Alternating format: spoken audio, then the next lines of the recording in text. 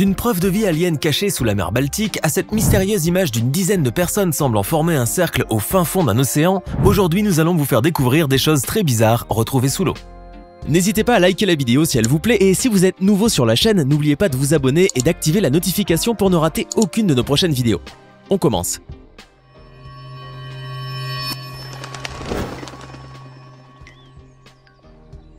Si je vous dis Olympie, Parthénon, le sanctuaire d'Asclépios ou Agora, vous pensez sans doute à la Grèce. Ce pays, qui est considéré comme le berceau de la civilisation, abrite un nombre incalculable de trésors, remontant à la période de la Grèce antique. Savez-vous que même les eaux grecques regorgent de richesses datant de l'Antiquité? Par exemple, et si je vous disais qu'il y a plus de 2000 ans, un énorme navire a coulé sous les eaux d'Anticythère, une petite île grecque située au sud-est du Péloponnèse entre l'île de Cythère et la Crète. Oui, le naufrage de l'île d'Anticythère est indéniablement le plus grand et le plus fascinant des trésors marins de la Grèce. Il n'a été découvert qu'en 1900 par des pêcheurs d'éponges et depuis, chaque nouvelle exploration en fouille exhume des objets plus précieux les uns que les autres. Récemment, 50 artefacts, de la verrerie, une flûte en ivoire, un accoudoir en bronze qui aurait fait partie d'un trône et des cruches en céramique ont été retrouvés dans ce site antique. Mais la machine d'Anticythère, une sorte d'ancêtre de l'ordinateur, demeure l'objet le plus inestimable récupéré dans cette épave. Le très grand Jacques Cousteau y a même découvert et en a récupéré plus d'une centaine d'antiquités en 1976. Ce site archéologique sous-marin n'a toutefois pas encore livré tous ses secrets. Les scientifiques comptent sur les nouvelles technologies pour avoir plus d'informations sur les origines de ce navire lors des prochaines expéditions et pour peut-être y récupérer d'autres trésors cachés.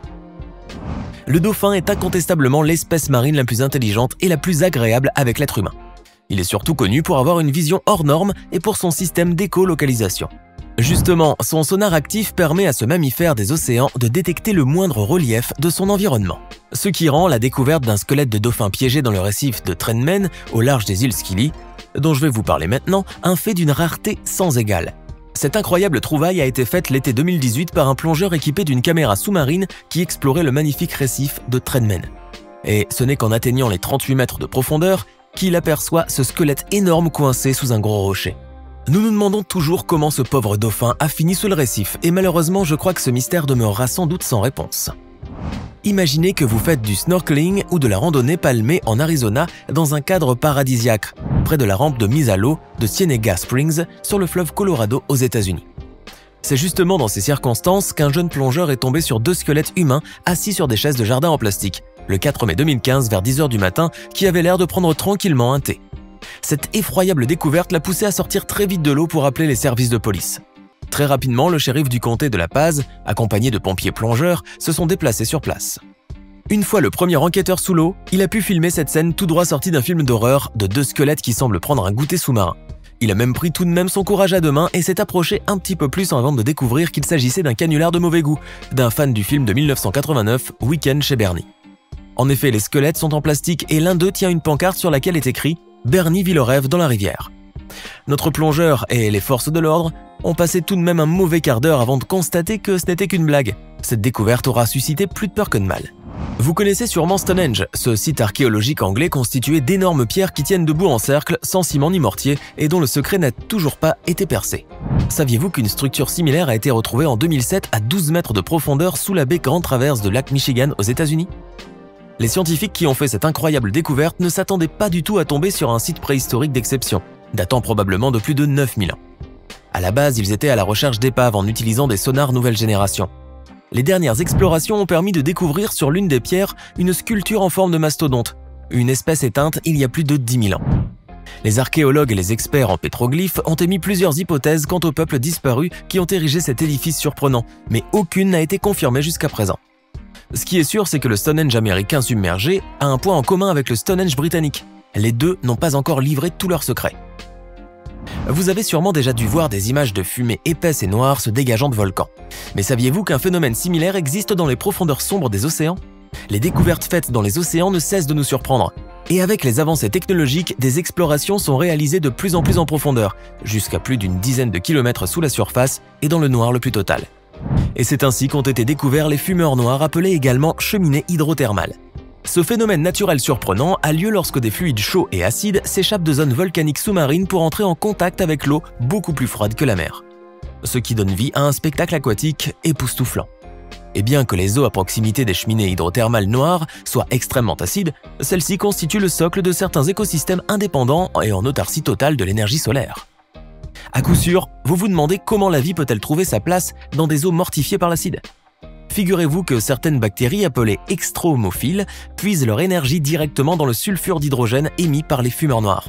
Ces bactéries sont ensuite mangées par des crustacés, des mollusques et des poissons. Ce qui fait des fumeurs noirs une partie intégrante et nécessaire à la préservation des écosystèmes marins. La Grèce compte des plages parmi les plus belles du monde et le village grec de Legrena ne fait pas exception à cette règle. À la surface du moins, parce qu'en profondeur c'est une autre paire de manches. La magnifique mer de Legrena cache l'un des plus grands cimetières submergés de voitures. Dire que les océans ne cachent pas que des trésors. À première vue, le paysage paradisiaque des côtes de Legrena ne laissait pas du tout présager qu'il dissimulait un immense dépotoir de voitures. Cette casse aquatique contient un bon nombre d'automobiles de plusieurs époques et aux marques et modèles les plus communs aux plus rares et classiques. Vous vous demandez aussi comment toutes ces voitures se sont retrouvées dans cet endroit improbable. Eh bien, le mystère demeure entier. Aucune explication n'a été donnée. Les plus curieux ont fait tout de même de ce cimetière sous-marin un spot de plongée incontournable et pour le moins insolite. Si je vous dis la zone 51 ou les petits hommes verts, vous pensez forcément à une forme de vie extraterrestre. Certains y croient dur comme fer, d'autres sont beaucoup plus sceptiques. Mais peut-être que la preuve d'une vie alien pourrait se cacher beaucoup plus loin dans la mer Baltique, entre la Suède et la Finlande. En effet, l'équipe suédoise de l'Ocean X, des chasseurs de trésors sous-marins, serait tombée en 2011 lors d'un balayage au sonar sur une construction de forme circulaire de plus de 60 mètres de diamètre. Le plus surprenant est que cette structure n'a pas l'air d'être le produit de la nature, parce qu'elle contiendrait des rampes et des escaliers ainsi que plusieurs autres éléments mystérieux. L'image capturée par le sonar ressemble en tout point à un ovni écrasé et enfoui sous la mer Baltique. En 2012, une autre expédition a été organisée par l'Ocean X dans les fonds de la mer Baltique afin d'explorer cette mystérieuse structure. Malheureusement, les plongeurs n'ont pas pu prendre de photos, mais ils ont pu prélever des échantillons pour les remettre au professeur de géologie Volker Bruckert. Celui-ci a cassé le mythe et a conclu que ces pierres n'étaient autres que des granites, des gneiss et des grès. Rien à voir alors avec un vaisseau extraterrestre. Les images de l'anomalie de la mer Baltique restent toutefois surprenantes et attisent la curiosité de tout Internet. Et tant que des recherches et des explorations plus poussées n'ont pas été conduites, aucune hypothèse n'est exclue. Et comme diraient les agents Mulder et Scully, la vérité est ailleurs. Réaliser un récif corallien en caoutchouc, l'idée peut vous sembler insolite, voire même ridicule. Mais en 1970, cette mauvaise idée de l'association Broward Artificial Reef semblait novatrice et écologique. À l'époque, l'idée était de placer les 2 millions de pneus usés qui s'entassaient dans les décharges de Floride à environ 20 mètres de profondeur dans le large de Fort Lauderdale. Cette initiative désastreuse partait d'une bonne intention. L'objectif était de créer un récif artificiel en pneus du nom d'Osborne Reef.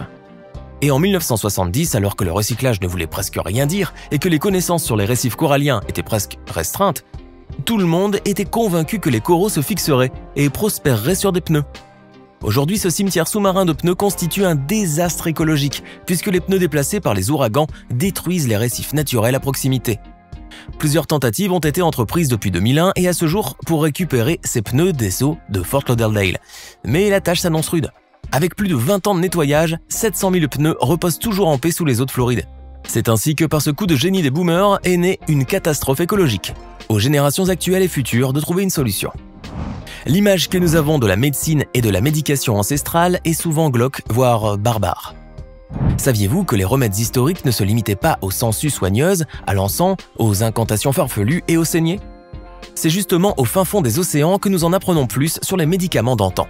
Plus précisément dans les entrailles d'une épave vieille de plus de 2000 ans retrouvée dans les eaux toscanes en Italie. Les chercheurs y ont découvert les restes d'une pharmacie datant de plus de 120 ans avant Jésus-Christ. Cette pharmacie contient 136 flacons de médicaments en bois et en étain, ainsi que des médicaments sous forme de tablettes, de cubes ou de pilules et aux compositions diverses et variées. Certaines pilules contiennent plus d'une dizaine d'extraits de plantes différentes, d'autres de la résine de pin, de l'amidon, du zinc ou même des légumes, et dont les préparations suggèrent qu'elles auraient pu soigner plusieurs maladies, à titre d'exemple des affections ophtalmiques ainsi que des troubles gastro-intestinaux. L'étude de cette pharmacie sous-marine ne cesse de livrer des secrets sur ce qu'était la médication d'avant notre ère, et contrairement aux idées reçues, elle était efficace contre plusieurs maux et surtout aux formules complexes. En naviguant sur Internet, vous êtes sûrement déjà tombé sur la photo d'une magnifique sculpture submergée, d'un cercle d'enfants se tenant par la main et sur laquelle la nature semble avoir repris ses droits. Vous vous demandez sans doute où se trouve cet édifice surprenant, de quelle époque il date et quelle est son histoire. Figurez-vous que cette sculpture est très récente et beaucoup plus contemporaine que vous ne pouvez l'imaginer. Il s'agit d'une pièce d'art unique qui se trouve dans le large de l'île de Grenade dans les Caraïbes, réalisée en 2006 par le sculpteur britannico-guyanais Jason Deckers-Taylor. Cet artiste qui adore la plongée sous-marine a fait des sculptures submergées, sa marque de fabrique.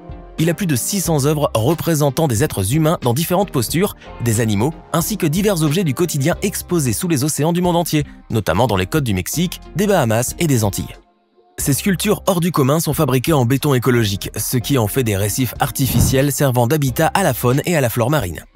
Mis à part la beauté indéniable de ces monuments modernes, ils ont également un message fort à transmettre, qui n'est autre que de nous mettre face aux ravages causés par l'homme sur la nature. Tout ceci fait de ce projet artistique en perpétuelle interaction avec la nature une magnifique représentation alliant beauté, sensibilisation et praticité. Dites-nous dans les commentaires laquelle de ces incroyables découvertes sous l'eau vous a le plus étonné. Et si cette vidéo vous plaît, n'oubliez pas de mettre un pouce bleu, de vous abonner à la chaîne et d'activer la cloche pour recevoir toutes les notifications et ne rien manquer de nos prochains contenus. À demain, même heure, même chaîne, pour une nouvelle vidéo.